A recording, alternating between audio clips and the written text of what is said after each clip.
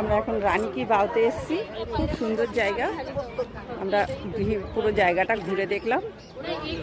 রানী কি বাও এই আমার পিছনে আছে, চলুন সামনে থেকে দেখাই। এটার প্রচুর কাহিনী আছে। সব থেকে মেন কাহিনী হচ্ছে আমাদের 100 টাকার নোটের পিছনে যে স্থাপত্যের ছবিটা আছে সেইটা এই জায়গা দেখাচ্ছি। দেখুন এই 100 টাকার নোটের এই যে ছবিটা, এটা হচ্ছে এই জায়গা। একদম অপূর্ব। আমরা সেই নিচে পর্যন্ত গেছিলাম বহু কষ্ট করে। এই মুহূর্তে আমার শরীরটা একটু ভালো নেই, কিন্তু তবুও গেছিলাম বিভিন্ন জায়গা দেখার উদ্দেশ্যে। এই সেই স্থাপত্য